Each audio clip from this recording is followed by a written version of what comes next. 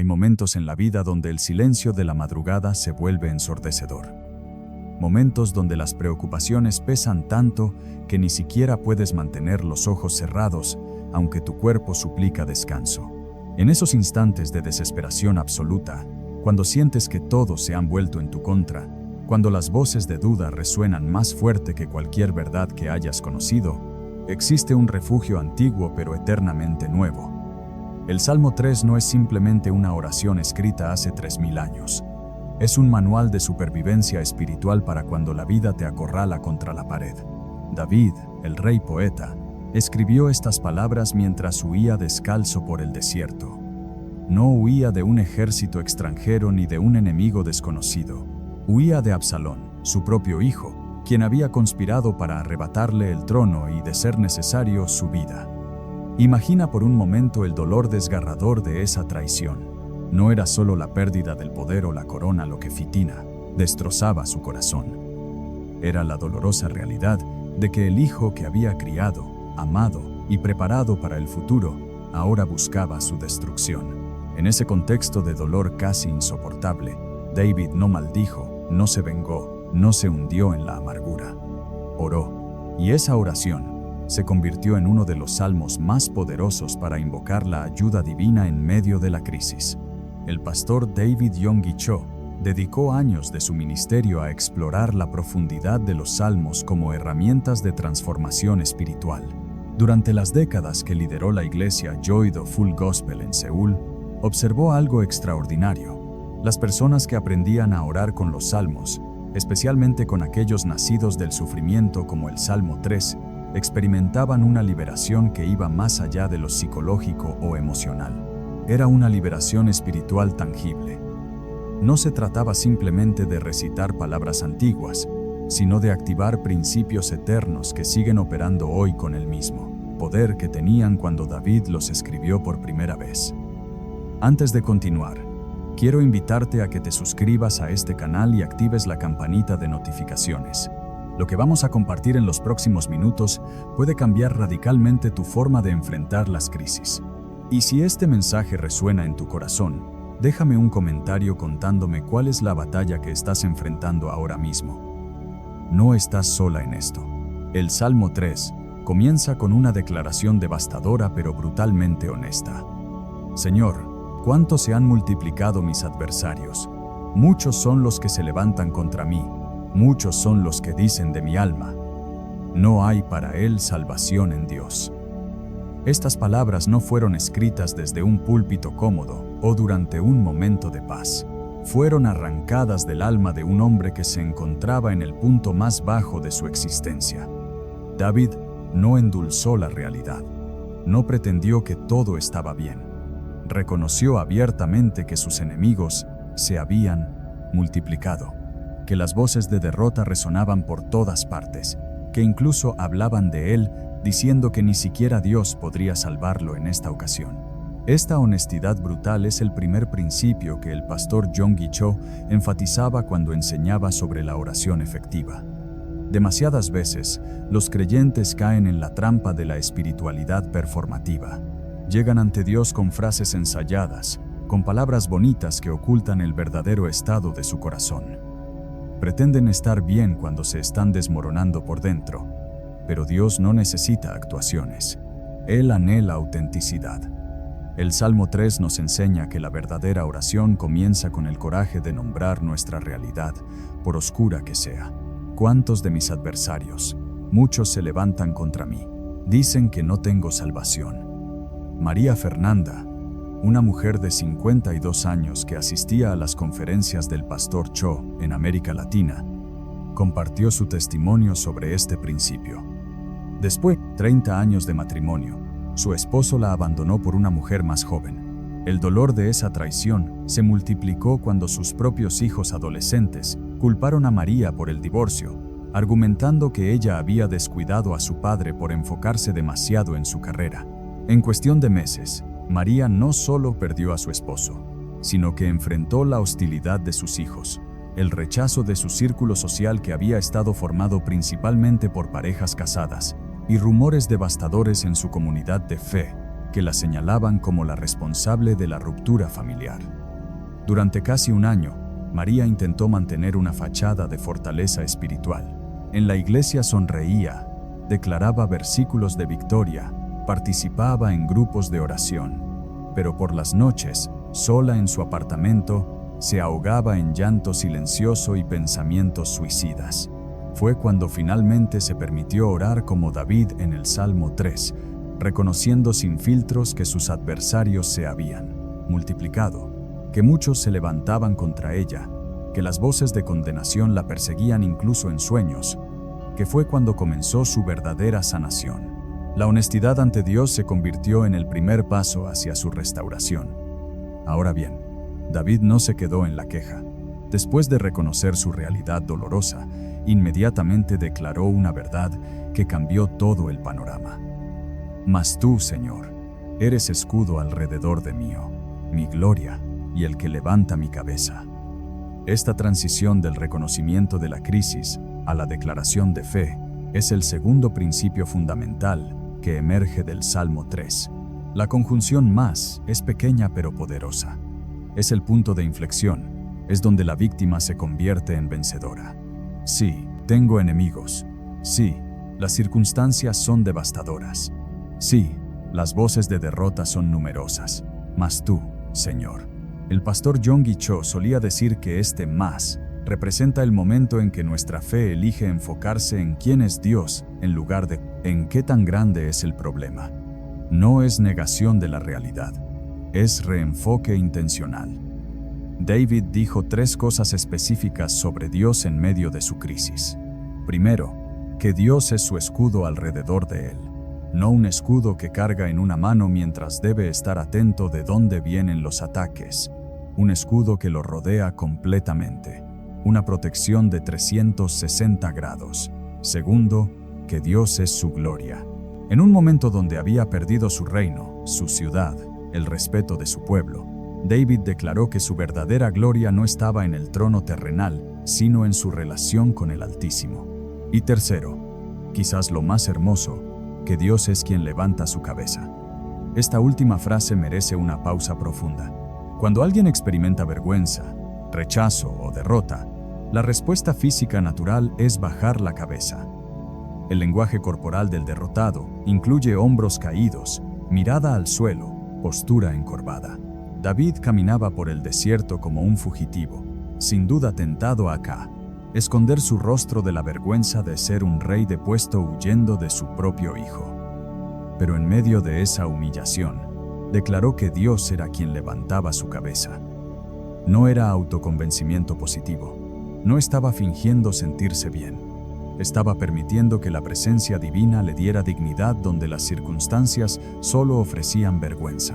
El principio que emerge aquí, y que el pastor Cho aplicó innumerables veces en su ministerio, es este. La oración efectiva incluye declaraciones específicas sobre quién es Dios en tu situación particular. No generalidades teológicas, no doctrinas abstractas. Declaraciones personales y aplicadas. Tú eres mi escudo, en esta situación específica, donde me siento vulnerable. Tú eres mi gloria cuando todo lo que me daba valor terrenal se ha desmoronado. Tú levantas mi cabeza cuando la vergüenza me dice que la baje para siempre. Déjame contarte sobre Roberto y Silvia, una pareja que conoció estas enseñanzas en un momento crítico. Roberto había invertido todos los ahorros familiares en un negocio que prometía ser la solución a sus problemas financieros. Siguiendo el consejo de un socio en quien confiaba plenamente, firmó documentos sin revisarlos adecuadamente. El negocio resultó ser un fraude elaborado. No solo perdieron sus ahorros de 20 años, sino que Roberto quedó legalmente responsable de deudas masivas. Los acreedores comenzaron a embargar sus bienes. La casa que habían construido con tanto esfuerzo estaba en peligro. Pero lo más doloroso era la mirada de decepción de Silvia y el silencio tenso que se había instalado en su matrimonio. Roberto comenzaba cada día sintiendo el peso aplastante de la vergüenza, incapaz de mirar a su esposa o hijos a los ojos. Cuando aprendieron sobre el Salmo 3, y particularmente sobre la declaración, tú levantas mi cabeza, algo cambió. Comenzaron a orar juntos cada mañana, declarando que Dios era su escudo contra el pánico financiero, su gloria cuando la vergüenza los sofocaba, y quien levantaba sus cabezas cuando la tentación era esconderse del mundo. No cambió su situación financiera de la noche a la mañana, pero sí cambió su postura espiritual y emocional. Pudieron enfrentar las reuniones con abogados y acreedores con dignidad en lugar de con derrota.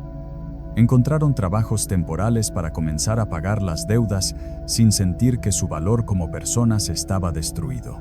Y lo más importante, su matrimonio no solo sobrevivió, sino que se fortaleció porque aprendieron a orar juntos con honestidad y fe. El versículo 4 del Salmo 3 revela otro principio profundo. Con mi voz clamé al Señor, y Él me respondió desde su monte santo. Aquí David establece algo que el pastor Yonggi Cho convertiría en una de sus enseñanzas más revolucionarias sobre la oración: la importancia de la voz audible. David no dice pensé en el Señor o medité sobre Dios, dice explícitamente con mi voz clamé. Hay poder espiritual en el Señor, verbalizar nuestras oraciones. Durante décadas de ministerio, el pastor Cho observó que las personas que oraban en voz alta, que declaraban audiblemente las Escrituras, que verbalizaban sus peticiones y su fe, experimentaban avances más rápidos y profundos que aquellos que solo oraban en silencio.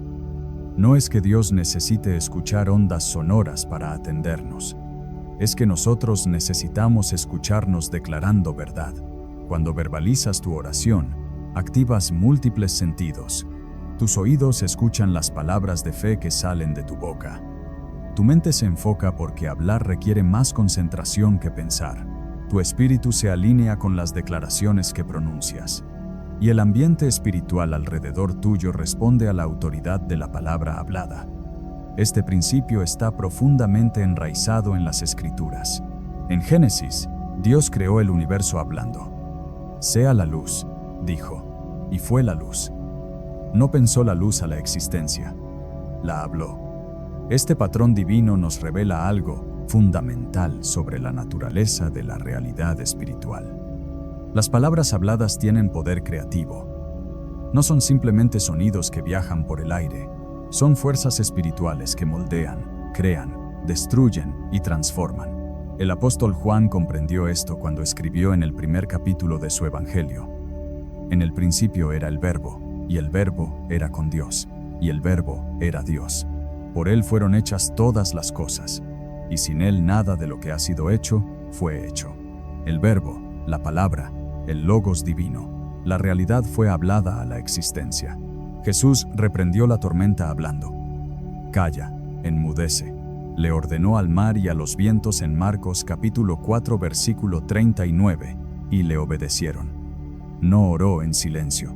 Usó su voz con autoridad. Y luego les dijo a sus discípulos algo que muchos de nosotros pasamos por alto.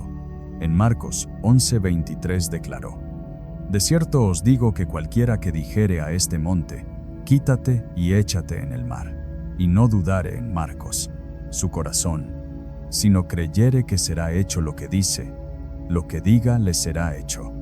Nota la repetición de la palabra dijere, y dice, no dice cualquiera que pensare, dice cualquiera que dijere. La fe operativa es fe verbalizada. Santiago nos dice en el capítulo 3 versículos 3 al 5 de su epístola, que la lengua es un miembro pequeño pero poderoso, capaz de dirigir el curso de nuestra vida, como un timón dirige un barco enorme, o como un pequeño freno controla un caballo fuerte. Proverbios 18:21 nos advierte que la muerte y la vida están en poder de la lengua, no en poder del pensamiento, de la lengua, de la palabra hablada. Esto no es pensamiento positivo o afirmaciones de nueva era disfrazadas con lenguaje cristiano. Es un principio bíblico sólido que el pastor Cho rescató de las Escrituras y aplicó con poder transformador. En Romanos 10, 9 y 10, Pablo establece la conexión inseparable entre la fe del corazón y la confesión de la boca. Que si confesares con tu boca que Jesús es el Señor, y creyeres en tu corazón que Dios le levantó de los muertos, serás salvo. porque con el corazón se cree para justicia, pero con la boca se confiesa para salvación. La salvación misma requiere no solo creer internamente, sino confesar audiblemente. El patrón se repite una y otra vez en las Escrituras. La fe genuina encuentra expresión vocal. Cuando David clamó con su voz, algo sucedió. Dice que Dios le respondió desde su monte santo. La respuesta no fue inmediata ni tampoco vino de la forma que David esperaba. No apareció un ejército angelical visible que derrotara a Absalón en ese momento. Pero David supo en su espíritu que había sido escuchado, que la respuesta estaba en camino, que el monte santo de Dios, ese lugar de poder y autoridad divina, había reconocido su clamor. El pastor Yonggi Cho enseñaba que esta certeza de ser escuchados es tan importante como la respuesta misma. Muchos creyentes oran, pero nunca experimentan esa paz profunda de saber que fueron escuchados. Continúan en angustia, repitiendo la misma oración una y otra vez, no porque sea necesario insistir ante Dios, sino porque nunca tuvieron esa conexión espiritual donde supieron que su voz alcanzó el trono celestial. El Salmo 3 nos muestra que cuando oramos correctamente, con honestidad, con fe y en voz audible, algo cambia en nuestro interior. Sabemos que fuimos escuchados, y ese saber nos da descanso incluso antes de ver la respuesta manifestada. El versículo 5 es particularmente fascinante. Yo me acosté y dormí, y desperté, porque el Señor me sustentaba. Recordemos el contexto. David está huyendo por el desierto. Su hijo Absalón tiene un ejército buscándolo para matarlo. Sus antiguos consejeros y generales ahora están del lado de su enemigo. Humanamente hablando, David debería estar en pánico total, sin poder cerrar los ojos ni por un segundo. Sin embargo, dice que se acostó, durmió y despertó. Esta es una de las manifestaciones más tangibles de la paz sobrenatural que viene cuando oramos según el modelo del Salmo 3. El insomnio es uno de los síntomas más comunes de la ansiedad en nuestros tiempos. Millones de mujeres, especialmente en la etapa de vida de 45 a 65 años, luchan cada noche con pensamientos acelerados que no les permiten descansar. Preocupaciones sobre hijos adultos que han tomado malas decisiones. Inquietudes financieras sobre la jubilación que se acerca. Temores sobre la salud que comienza a mostrar signos de envejecimiento. Dolor por matrimonios que se han enfriado o terminado. Ansiedad por padres ancianos que requieren cuidado constante. La mente da vueltas y vueltas, y el sueño se convierte en un lujo inalcanzable. Pero hay algo más profundo sucediendo aquí que simplemente una técnica para dormir mejor. El pastor Yonggi Cho enseñaba que la capacidad de David para dormir en el desierto era una señal externa, de una realidad interna. Había transferido completamente su carga. No era simplemente que estaba cansado físicamente y el cuerpo se rindió al sueño. Era que espiritualmente había soltado el control. Había reconocido que la batalla no era suya. Había declarado que Dios era su escudo. Había clamado en voz audible y había recibido confirmación interna de que fue escuchado. Y entonces, en un acto de fe radical, se permitió dormir. Dormir cuando tu vida está en peligro es un acto de fe tremendo. Piénsalo por un momento. Cuando duermes, estás completamente vulnerable. No puedes protegerte, no puedes estar vigilante, no puedes reaccionar a amenazas. El sueño requiere una rendición total del control. Y eso es exactamente lo que David hizo. Se rindió, no en derrota, sino en confianza. Le dijo a Dios con su acción: Tú vigilas mientras yo descanso. Tú peleas mientras yo duermo. Tú te encargas de mis enemigos mientras yo me rindo a la inconsciencia del sueño. Este principio aparece repetidamente en las Escrituras. En el Salmo 127, versículo 2, leemos: Por demás es que os levantéis de madrugada, y vayáis tarde a reposar, y que comáis pan de dolores, pues que a su amado dará Dios el sueño. Dios da sueño a sus amados, no porque sean irresponsables o perezosos, sino porque confían en que Él trabaja mientras ellos descansan. En el Salmo 4, versículo 8, David dice en otro contexto: En paz me acostaré, y asimismo dormiré, porque solo tú, Señor, me haces vivir confiado. La paz no es ausencia de problemas, es presencia de Dios. Jesús mismo modeló este principio dramáticamente. En Marcos capítulo 4, mientras los discípulos peleaban contra una tormenta violenta que amenazaba hundir la barca, Jesús dormía en la popa. No era indiferencia, era confianza absoluta en el Padre. Y cuando finalmente lo despertaron aterrados, Jesús calmó la tormenta y luego les preguntó: ¿por qué estáis así, amedrentados? ¿Cómo no tenéis fe? La fe genuina produce descanso incluso en medio de las tormentas. El pastor Yonggi Cho solía recibir constantemente preguntas sobre cómo lidiar con el insomnio desde una perspectiva espiritual. Su respuesta siempre apuntaba al principio que David demostró en el Salmo 3. La capacidad de dormir en medio de la tormenta no viene de ignorar la crisis o de tomar pastillas para apagar la mente. Viene de haber transferido la carga a Dios a través de la oración efectiva. David pudo dormir no porque su situación hubiera mejorado. Absalón seguía persiguiéndolo. El peligro era real, pero David había clamado con su voz. Había declarado quién era Dios en medio de su crisis, y había recibido esa certeza interna de que el Señor lo sustentaba. Esa certeza produjo descanso. La palabra hebrea que se traduce como sustentaba en este versículo es samak, que significa sostener, apuntalar, apoyar, sustentar. Implica un soporte activo y continuo, no pasivo. Dios no simplemente permitió que David durmiera. Lo sostuvo activamente durante el sueño. Fue su respaldo, su seguridad, su protección mientras David estaba inconsciente y vulnerable. Esta comprensión transforma completamente nuestra perspectiva del descanso. No es un lujo que nos permitimos cuando las circunstancias son favorables. Es un acto de fe que ejercemos sabiendo que Dios nos sostiene activamente, incluso cuando nosotros no podemos sostenernos a nosotros mismos. Aquí es donde la cosa se pone profundamente práctica. El pastor Cho desarrolló un protocolo de oración nocturna basado en el Salmo 3 para aquellos que luchaban con insomnio relacionado a la ansiedad. Antes de acostarse, la persona debía tomarse tiempo para una sesión de oración honesta en voz audible. Primero, reconocer ante Dios con total transparencia todas las preocupaciones, miedos y adversidades que pesaban en su mente, sin filtros, sin intentar sonar espiritual. Nombrar cada preocupación, cada enemigo, cada voz de derrota. Segundo, declarar específicamente quién es Dios en relación a cada una de esas situaciones. Tú eres mi escudo contra esta preocupación financiera. Tú eres mi gloria cuando mi matrimonio me avergüenza. Tú levantas mi cabeza cuando la enfermedad me hace sentir derrotada. Tercero, clamar en voz audible, no susurrar ni murmurar, sino realmente elevar la voz con autoridad.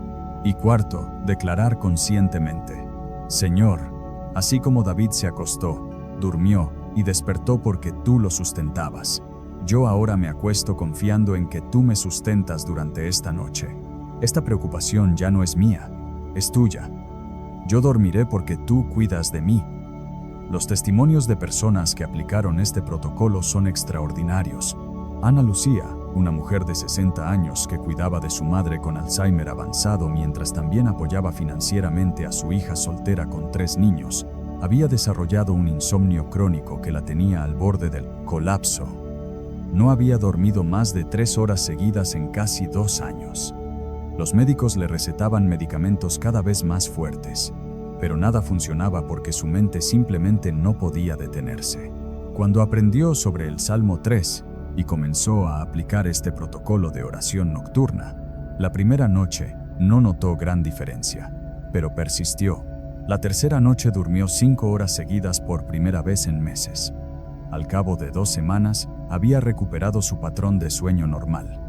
No porque sus responsabilidades hubieran disminuido. Su madre seguía enferma.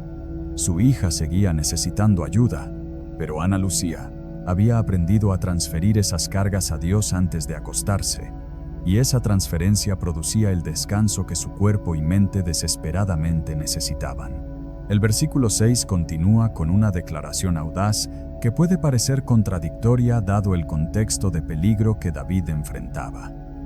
No temeré a 10 millares de gente que pusieren sitio contra mí por todas partes. David acababa de decir que dormía en paz, y ahora dice que no teme a 10,000 enemigos rodeándolo. Esta progresión es instructiva. La paz de Dios no significa ausencia de amenazas.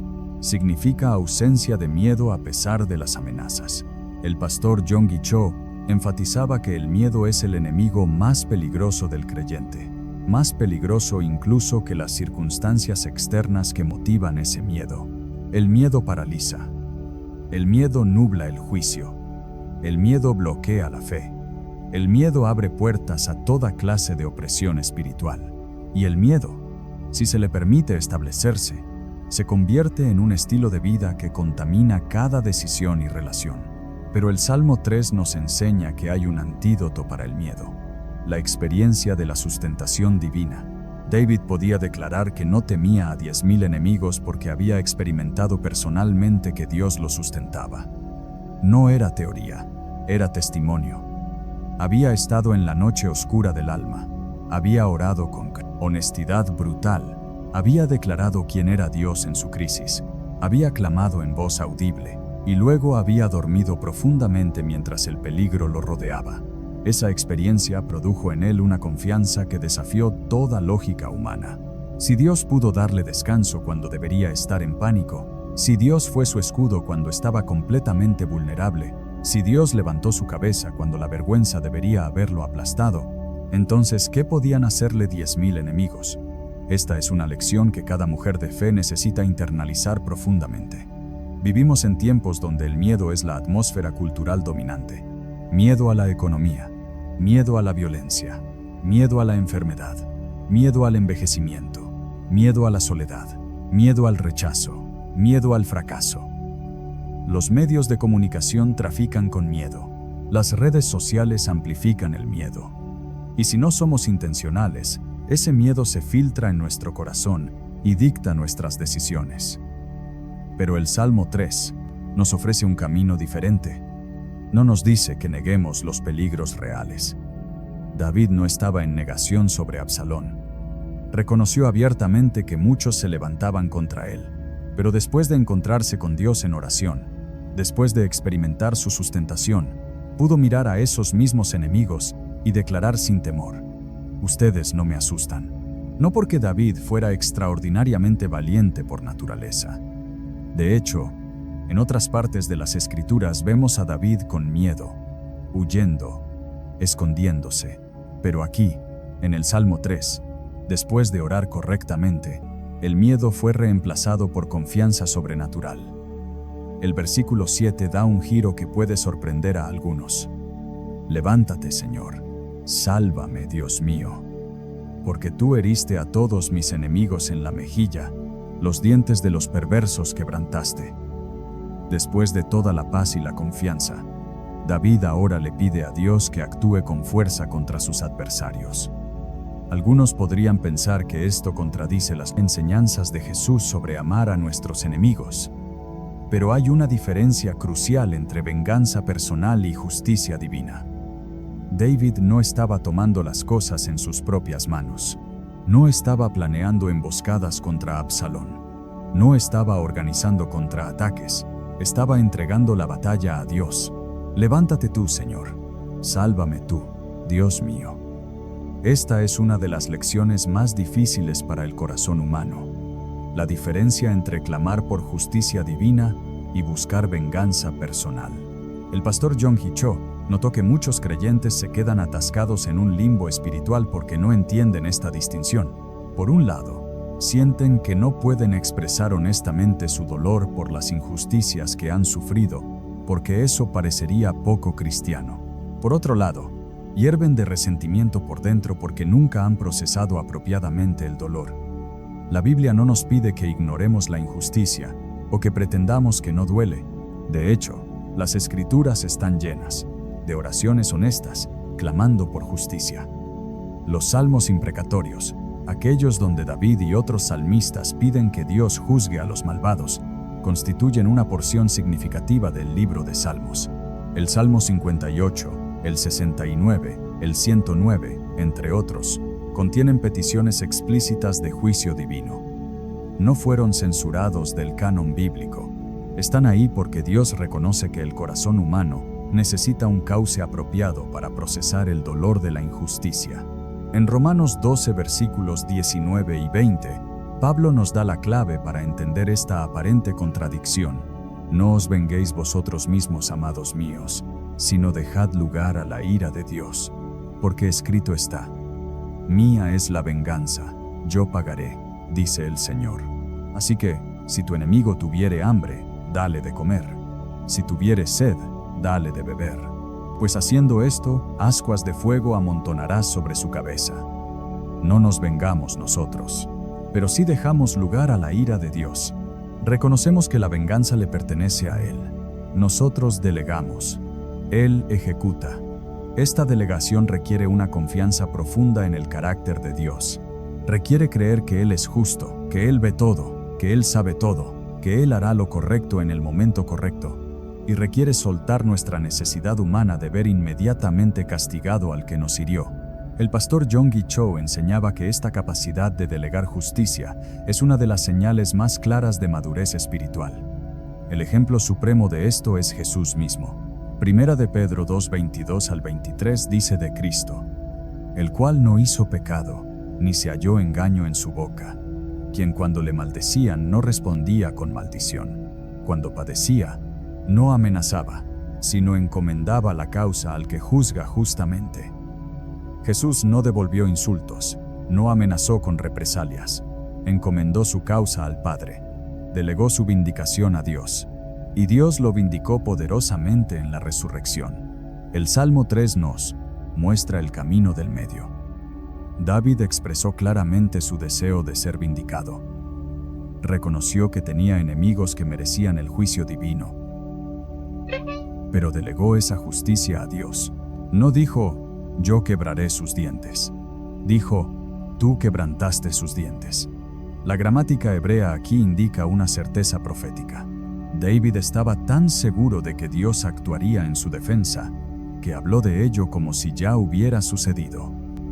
Esto es fe en acción, no negación de la realidad presente, sino certeza de la intervención futura de Dios expresada en tiempo pasado, porque es tan segura como si ya hubiera ocurrido. Este principio se conecta hermosamente con lo que Jesús enseñó en Marcos 11:24. Por tanto, os digo que todo lo que pidiereis orando, creed que lo recibiréis, y os vendrá.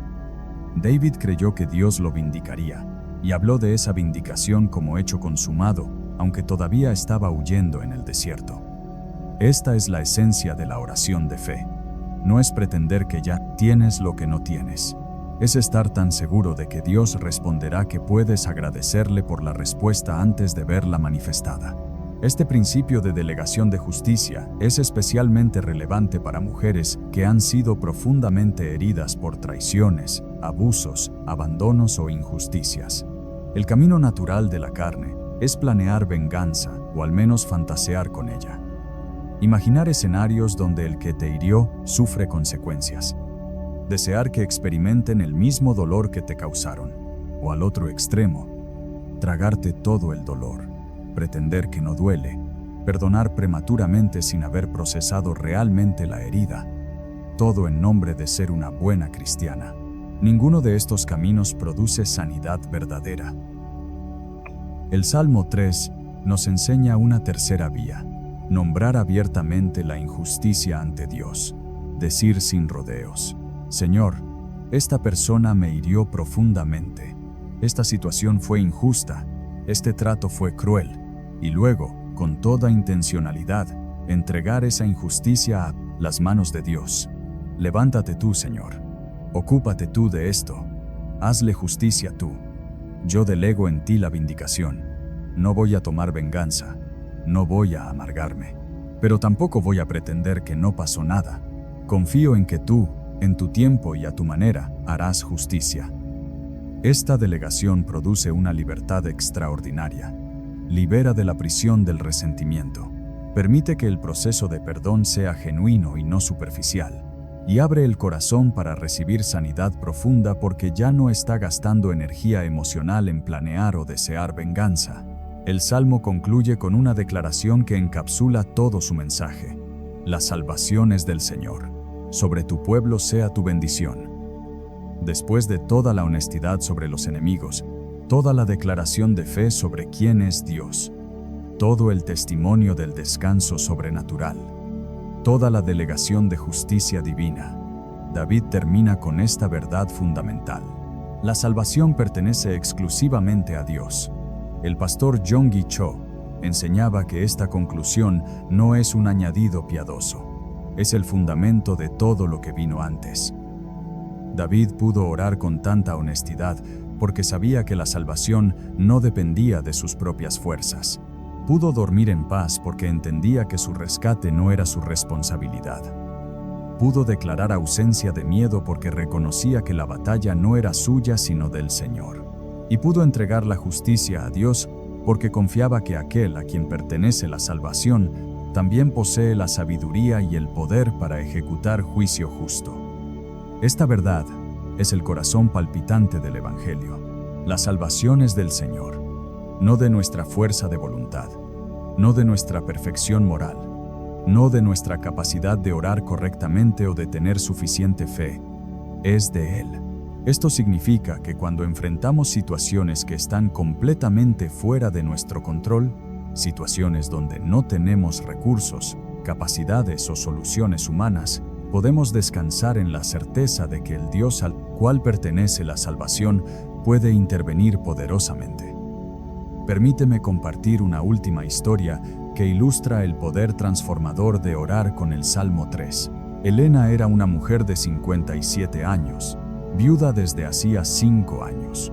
Su esposo había fallecido de cáncer después de una batalla larga y agotadora que los había dejado financieramente devastados. Elena trabajaba en 2 empleos para mantenerse a flote, pero lo que realmente la estaba consumiendo no era la situación financiera. Era la relación rota con su hija mayor, Daniela. Durante los últimos años de la enfermedad de su esposo, Elena había estado completamente enfocada en él. Daniela, que en ese tiempo tenía 24 años y acababa de casarse, sintió que su madre la abandonó emocionalmente cuando más la necesitaba. Esos sentimientos se intensificaron cuando Elena no pudo asistir al nacimiento del primer nieto porque estaba en el hospital con su esposo durante una crisis médica. Después de la muerte del padre, en lugar de sanar, la grieta entre madre e hija se profundizó. Daniela comenzó a distanciarse. Las llamadas se hicieron menos frecuentes. Las visitas cesaron casi por completo. Para cuando Elena buscó ayuda espiritual, hacía casi un año que no veía a su nieto y su hija, apenas respondía mensajes. El dolor de Elena era indescriptible. Se sentía atacada no por un enemigo externo, sino por alguien que amaba profundamente. Las voces de condenación la atormentaban constantemente. Fuiste mala madre. Priorizaste a tu esposo sobre tu hija. Ahora estás pagando las consecuencias. Perdiste a tu hija para siempre. Elena intentó todo. Cartas de disculpa, mensajes constantes, regalos para su nieto, mediación familiar. Nada funcionaba. Daniela se mantenía fría y distante. Fue en un grupo de oración donde Elena escuchó una enseñanza profunda sobre el Salmo 3. Esa noche, sola en su pequeño apartamento, decidió orar siguiendo el modelo que David nos legó. Comenzó reconociendo su realidad sin endulzarla. Señor, siento que mi propia hija se ha vuelto mi adversaria. Las voces en mi cabeza dicen que soy una madre terrible, que no hay salvación para esta relación, que perdí a Daniela para siempre. Lloró mientras oraba. La honestidad era dolorosa pero también liberadora. Después de nombrar su realidad, declaró verdad sobre Dios. Mas tú, Señor, eres escudo alrededor de mí. Tú eres mi gloria cuando la vergüenza de ser rechazada por mi hija me aplasta. Tú levantas mi cabeza cuando lo único que quiero es esconderme del mundo. Elevó su voz con autoridad. Señor, yo clamo a ti. Tú me respondes desde tu monte santo. Yo me acostaré, dormiré y despertaré porque tú me sustentas. Entonces vino la parte más difícil. Tuvo que entregar la justicia de su situación a Dios. No porque Daniela fuera el enemigo que debía ser castigado, sino porque Elena necesitaba liberarse del ciclo mental de justificar sus acciones pasadas, defender sus decisiones y rumiar constantemente sobre la injusticia de ser juzgada tan duramente por su hija. Levántate tú, Señor. Sálvame tú. Esta situación está en tus manos. Yo delego la restauración de esta relación a ti. No voy a forzarla. No voy a manipularla. Confío en que tú harás justicia, que tú abrirás el corazón de Daniela a su tiempo, que tú sanarás lo que está roto. La salvación de esta relación es tuya, no mía.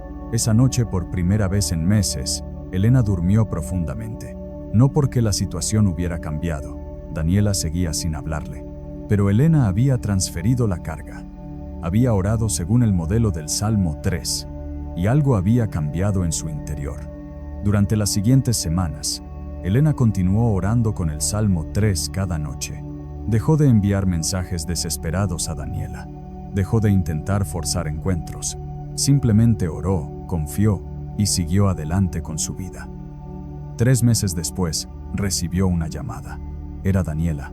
Habló con voz suave, casi vulnerable. Mamá, he estado en terapia y me he dado cuenta de muchas cosas. ¿Podríamos vernos? El camino de restauración no fue instantáneo ni fácil. Requirió conversaciones difíciles, lágrimas, perdón mutuo, pero comenzó. Y comenzó no cuando Elena logró convencer a su hija con argumentos. Comenzó cuando Elena oró correctamente, delegó la situación a Dios y permitió que el Señor, al cual pertenece la salvación, interviniera a su manera y en su tiempo. Ahora, después de todo lo que hemos explorado, quiero que consideres algo importante. El Salmo 3 no es una fórmula mágica. No es un conjuro que recitas 3 veces y automáticamente todos tus problemas desaparecen. Es mucho más profundo que eso. Es un modelo de cómo entrar en la presencia de Dios con honestidad radical, cómo declarar verdad sobre su carácter en medio de la tormenta, cómo experimentar paz sobrenatural que desafía las circunstancias y cómo delegar la batalla a Ar la Firma, aquel que es mucho más capaz que nosotros. El pastor Yonggi Cho dedicó décadas a enseñar que la oración efectiva no se trata de decir las palabras correctas, se trata de un encuentro genuino con el Dios viviente. El Salmo 3 funciona no porque las palabras tengan poder mágico, sino porque nos guían a un encuentro auténtico, donde nuestra alma angustiada se encuentra con el Padre Eterno que nos ama incondicionalmente, nos protege ferozmente y pelea nuestras batallas cuando ya no podemos. Pensemos por un momento en cómo este salmo conecta con otras enseñanzas fundamentales de las Escrituras. En Filipenses 4, 6 y 7, Pablo nos dice: Por nada estéis afanosos, sino sean conocidas vuestras peticiones delante de Dios en toda oración y ruego, con acción de gracias. Y la paz de Dios, que sobrepasa todo entendimiento, guardará vuestros corazones y vuestros pensamientos en Cristo Jesús. Esta enseñanza de Pablo es esencialmente el Salmo 3 en acción. Primero, presentamos nuestras peticiones ante Dios. Eso es la honestidad brutal de David reconociendo sus adversarios. Segundo, lo hacemos con acción de gracias, lo cual equivale a declarar quién es Dios a pesar de las circunstancias. Y tercero, recibimos esa paz que sobrepasa el entendimiento, esa misma paz que permitió a David dormir en el desierto mientras lo perseguían para matarlo. En 1 de Pedro 5, 7, se nos instruye a echar toda nuestra ansiedad sobre Dios porque Él tiene cuidado de nosotros. Esta es exactamente la esencia del Salmo 3. David echó su carga de ser perseguido por su hijo sobre el Señor, y el Señor lo sustentó. La ansiedad fue reemplazada por descanso. El miedo fue superado por confianza. El pastor Cho solía decir que Pedro probablemente había estudiado los salmos profundamente y entendía que este principio de transferencia de cargas no era una sugerencia amable. Era un imperativo espiritual para nuestra salud mental, emocional y física. También encontramos resonancia del Salmo 3 en las palabras de Jesús en Mateo 11, 28 al 30. Venid a mí todos los que estáis trabajados y cargados, y yo os haré descansar.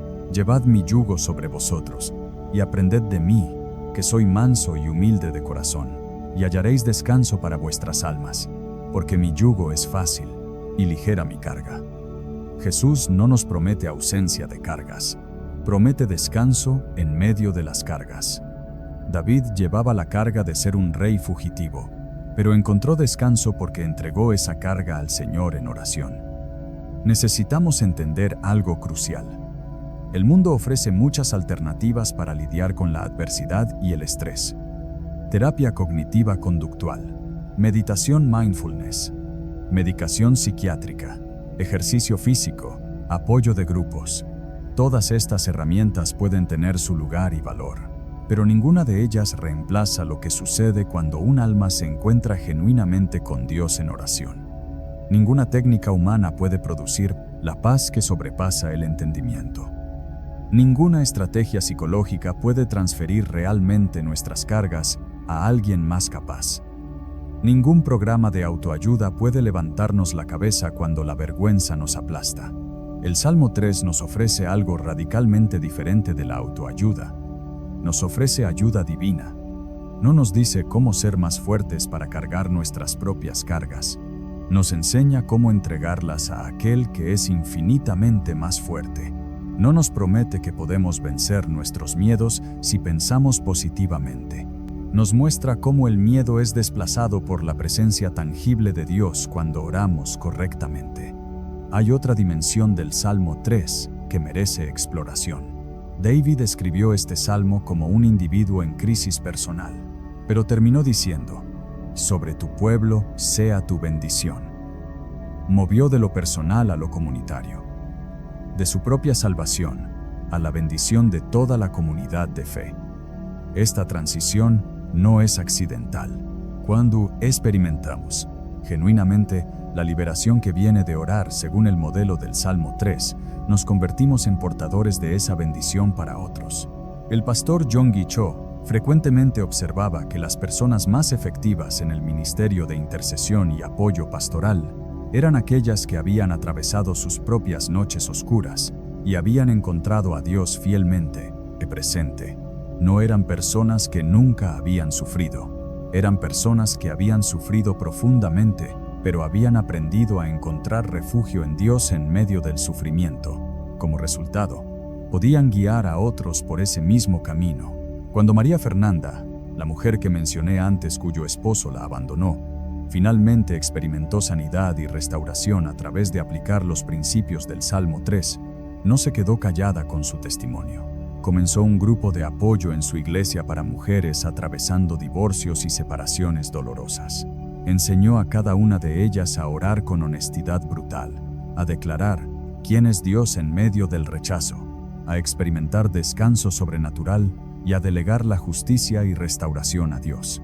Decenas de mujeres fueron transformadas no solo porque aprendieron técnicas de oración, sino porque vieron en María Fernanda una evidencia viviente de que Dios realmente es escudo, gloria y el que levanta la cabeza de los quebrantados. Esta es la naturaleza del reino de Dios. La bendición nunca es solo para nosotros. Es para nosotros y a través de nosotros hacia otros. Cuando David experimentó la sustentación divina en el desierto, esa experiencia eventualmente se convirtió en este salmo que ha bendecido a millones de personas durante 3 milenios. Tu experiencia de la fidelidad de Dios, cuando la compartes apropiadamente, se convierte en un faro de esperanza para otros que están atravesando sus propias noches oscuras. Quiero que ahora pensemos juntas sobre cómo aplicar prácticamente el Salmo 3 en tu vida esta semana. No como un ejercicio religioso, sino como un encuentro transformador con Dios. Primero, identifica cuál es tu Absalón. ¿Qué situación o persona representa tu crisis actual? ¿Qué es lo que te roba el sueño? ¿Qué voz de derrota suena más fuerte en tu mente? Tal vez es una relación rota. Quizás es una situación financiera agobiante. Puede ser un diagnóstico médico aterrador. Tal vez es la soledad que te consume. Quizás es el dolor de ver a un hijo tomar decisiones destructivas. Identifícalo con nombre y apellido. Segundo, programa tiempo específico para orar en voz audible, siguiendo el modelo del Salmo 3. No 5 minutos apurados. Tiempo real. 30 minutos, 1 hora si es posible. Encuentra un lugar donde puedas estar sola y hablar en voz alta sin inhibiciones. Tu auto estacionado puede funcionar. Tu habitación con la puerta cerrada. Un parque tranquilo. Donde sea que puedas elevar tu voz sin preocuparte por lo que otros piensen. Tercero, comienza tu oración con honestidad brutal. No edites tus palabras para que suenen espirituales. Dile a Dios exactamente cómo te sientes. Señor, esta situación me está destrozando. Me siento atacada. Me siento sola. Me siento derrotada. Las voces dicen que no tengo salvación, que no hay esperanza, que todo está perdido. Nombra cada adversario, cada voz de derrota, cada temor. Llora si necesitas llorar. Grita si necesitas gritar. Dios prefiere tu honestidad cruda que tu actuación piadosa. Cuarto, después de nombrar tu realidad, usa la palabra más como tu punto de inflexión. Mas tú, Señor. Y declara específicamente quién es Dios en tu situación particular. No generalidades. Tú eres mi escudo contra esta enfermedad. Tú eres mi gloria cuando el divorcio me avergüenza. Tú levantas mi cabeza cuando la traición me aplasta. Tú eres mi provisión cuando la bancarrota me amenaza. Tú eres mi paz cuando la ansiedad me sofoca. Hazlo personal. Hazlo específico. Quinto, clama en voz audible. Señor, yo clamo a ti ahora. Escucha mi voz. Respóndeme desde tu monte santo. No susurres, no murmures. Clama. Hay poder espiritual en elevar tu voz con autoridad. Sexto, declara el descanso que viene de la sustentación divina. Así como David se acostó, durmió y despertó porque el Señor lo sustentaba, yo ahora entrego esta carga a ti. Ya no es mi responsabilidad cargarla, es tuya. Yo descansaré porque tú me sustentas. Si estás luchando con insomnio, haz esta oración específicamente antes de acostarte cada noche. Séptimo, declara ausencia de miedo a pesar de la magnitud de tus adversarios. No temeré, no porque la amenaza no sea real, sino porque tú eres real y más grande que cualquier amenaza. Este miedo no me dominará. Esta ansiedad no me controlará. Tú eres mi fortaleza. Octavo, entrega la justicia de tu situación a Dios. Levántate tú, Señor. Ocúpate tú de esto. Hazle justicia tú. Yo delego la vindicación, la restauración, la solución a ti. No voy a tomar venganza. No voy a manipular. No voy a forzar soluciones humanas. Confío en que tú actuarás a tu tiempo y a tu manera. Noveno, termina declarando que la salvación pertenece al Señor, no a mi fuerza, no a mi sabiduría, no a mi capacidad de resolver esto, a ti, Señor. La salvación de esta situación es tuya, y sobre mí sea tu bendición. Décimo, quédate en silencio por unos momentos después de orar. No te levantes inmediatamente y te distraigas con el teléfono o la televisión. Quédate quieta. Permite que tu espíritu absorba lo que acaba de suceder. Observa si sientes esa paz que sobrepasa el entendimiento, comenzando a asentarse en tu corazón. No fuerces nada, simplemente permanece en la presencia de Dios. Y finalmente, comprométete a repetir este proceso diariamente durante al menos una semana. La transformación rara vez ocurre en una sola sesión de oración, pero cuando perseveras en orar según este modelo bíblico, algo definitivamente cambia. Tal vez no veas cambios inmediatos en tus circunstancias externas, pero notarás cambios profundos en tu paz interior, en tu capacidad de descansar, en tu nivel de miedo, en tu confianza en Dios. Ahora, déjame guiarte en una oración que puedes usar como punto de partida, pero que debes personalizar según tu situación específica. Repite conmigo, o mejor aún, usa esto como inspiración para formular tu propia oración con tus propias palabras.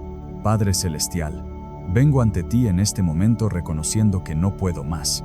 Mis adversarios se han multiplicado. Las voces de derrota resuenan constantemente. Hay quienes dicen de mí que no hay salvación, que esta situación no tiene solución, que estoy terminada.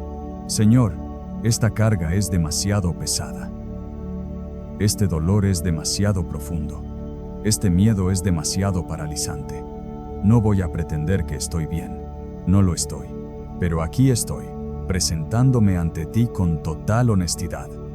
Mas tú, Señor, tú eres escudo alrededor de mí.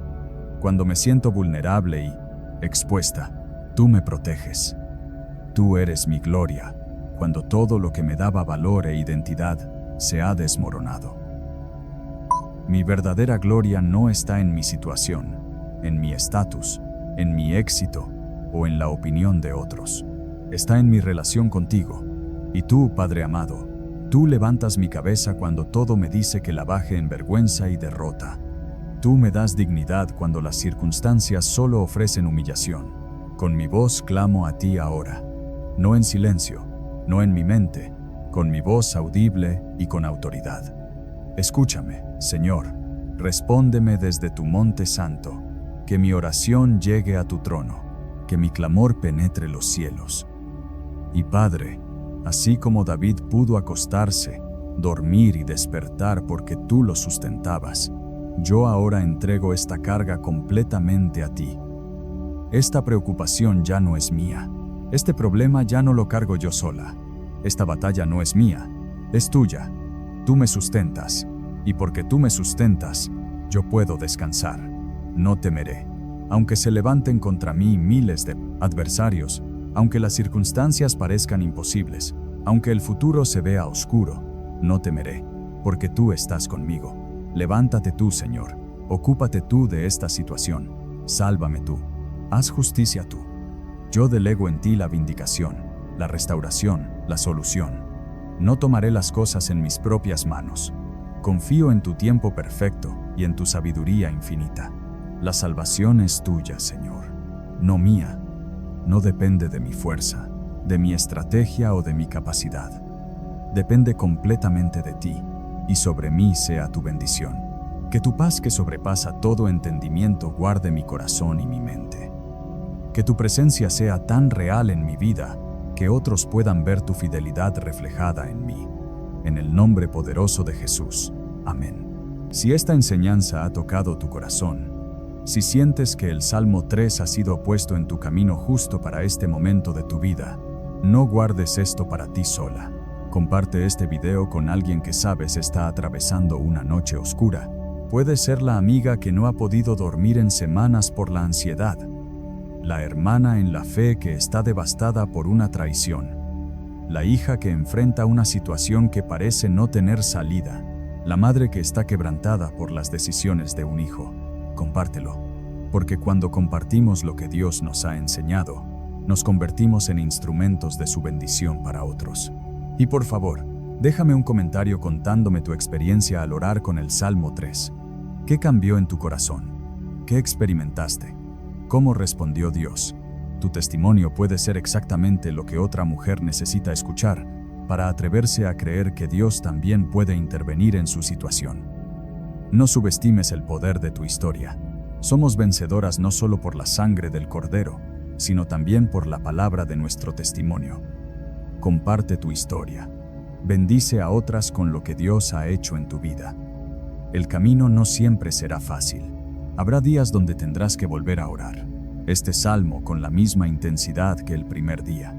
Habrá momentos donde el miedo intentará regresar y tendrás que declarar nuevamente que no temerás, porque Dios es tu escudo. Habrá noches donde la ansiedad tocará a tu puerta y tendrás que recordarte que Dios te sustenta y puedes descansar.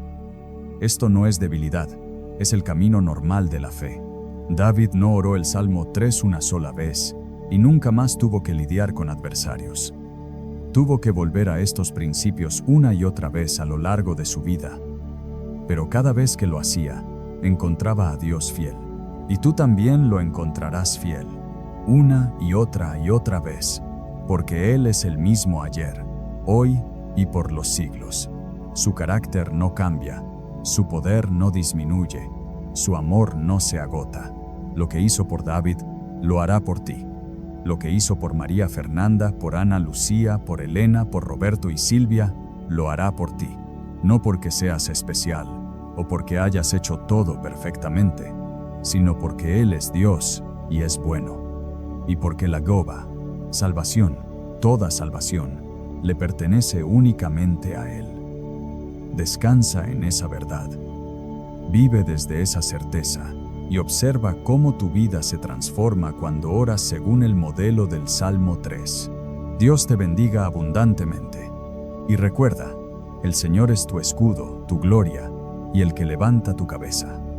Siempre, en toda circunstancia, para siempre.